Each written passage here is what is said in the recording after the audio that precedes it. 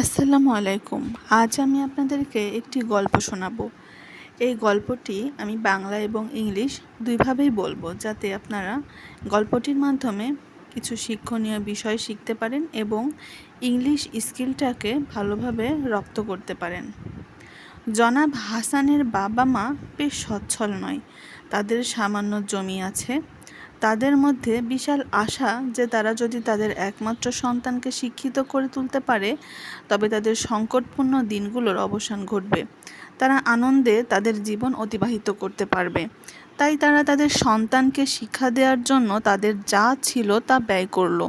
বিশ্ববিদ্যালয়ে শিক্ষা সমাপনের পর সে চাকরির সন্ধানে ঢাকা গেল, কিন্তু এ সময়ে সে জীবনের কঠিন বাস্তবতার মুখোমুখি হলো। সাম্প্রতিক সময়ে অনভিজ্ঞদের জন্য তেমন চাকরির সুযোগ নেই। যদি কোথায় থাকে, সেখানে তীব্র চাকরি পেতে চায়। এসব দেখে হাসান চাকরি নেয়ার ব্যাপারে বিতৃষ্ণ হয়ে উঠল। সে নিজে কিছু করার সিদ্ধান্ত নিল। সে আত্মনির্ভরশীল বা আত্মকর্মসংস্থানী হওয়ার সিদ্ধান্ত নিল। তাই সে তার গ্রামের বাড়িতে ফিরে গেল।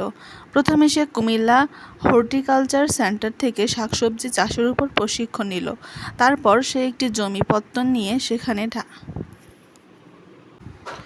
সেখানে শাকসবজি চাষের উপর তার নতুন এবং উন্নত জ্ঞানের প্রয়োগ করল। ওই বছরে সে 30,000 টাকা আয় করল। পরের বছর সে ফুলকপি চাষ করল। সে ভালো জাতের ফুলকপি বিক্রি করে 1 লাখ টাকা আয় করল। সে ষাঁড় উৎপাদন ও দুধের জন্য উচ্চ প্রজননশীল জাতের গাভী পালন করতে লাগলো। হাসানের ভাগ্যের আমূল পরিবর্তন হলো।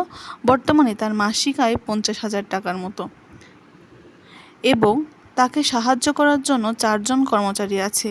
সে আত্মনির্ভরশীল হতে পেরে তার বাবা মাকে সুখী করতে পেরে খুব খুশি। তো বন্ধুরা, এই গল্পটি কেমন লাগলো সেটা অবশ্যই জানবেন, এবং এই গল্পটি আমি অবশ্যই ইংলিশে বলবো, এবং এটা দেখতে হলে চোখ রাখবেন পরের ভিডিওতে। আমি এবার পুরো গল্পটি শুধু ইংলিশে বলবো। আপনারা এর বাংলাটি শুনতে চাইলে অবশ্যই গল্পটি পূর্ব থেকে মনোযোগ দিয়ে শুনবেন। এই গল্পটির ইংলিশ উচ্চারণের আমি আর বাংলা বলবো না, কারণ বাংলা বললে, বাংলা জিনিসটা বারবার শুনলে ইংলিশের চর্চা করাটা কম হয়ে যাবে। Mr. Hassan's parents are not very well off. They have a few pieces of land. আমি গল্পটা শুরু করেছি already.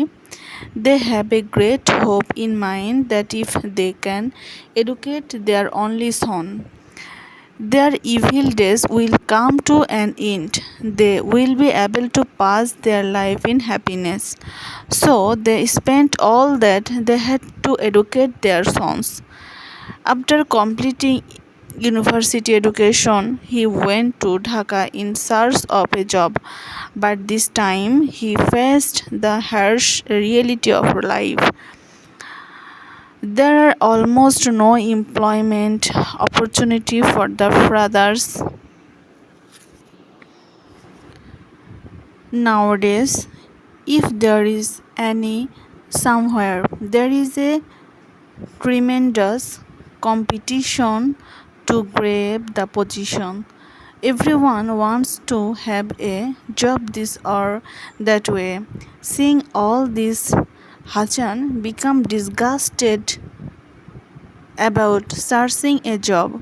He decided to do something himself. He decided to be a self-employed. So he returned to his place home. He first received training in vegetable cultivation from Kumilla Horticulture Center. He then got a lease of land and applied his new and improved knowledge in cultivating vegetables. He earned Taka 30,000 that year. Next year he cultivated cauliflower. He made a profit of Taka 1 lakh by selling quality cauliflower. He was also been raising hybrid cows for milk as well as to produce manure. Hassan's lot of has changed radically. His monthly income is now nearly 50,000 taka. He has 4 employees to help him.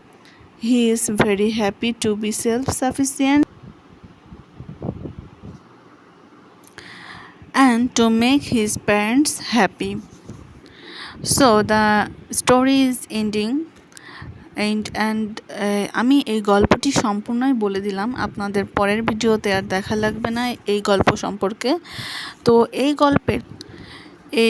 গল্পের অর্থাৎ এই success story, এই গল্পের কিছু কিছু word আছে যেগুলো একটু অনেকের কাছে আনইজি হতে পারে, আমি সেগুলো এখন বলে দিচ্ছি।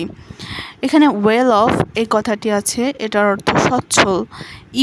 ইভিল অর্থ এখানে খারাপ বোঝাবে। ফ্রেশার্স মানে অনভিজ্ঞ। FRASHERS ফ্রেশার্স মানে এই গল্পে অনভিজ্ঞ বোঝাবে। ট্রিমেন্ডাস মানে প্রচণ্ড, খুব প্রচণ্ড বেগে, সে রাগান্বিত, প্রচণ্ড এরকম একটা বোঝাবে। এরপর কম্পিটিশন মানে আমরা জানি প্রতিদ্বন্দ্বিতা। আর GRAB গ্র্যাব মানে দখল করা বোঝাবে। এবং RAISING রেইজিং মানে এখানে লালন পালন। এবং রেডিক্যালি RADICALLY রেডিক্যালি অর্থ আমূল। এখন এই ইংরেজি এবং বাংলা গল্পটি যদি আপনাদের কাছে ভালো লাগে বা ইংরেজিতে যদি আপনার ইংলিশ স্কিলকে যদি ইনক্রিজ করতে চান বা ইংলিশ স্কিলটাকে ভালো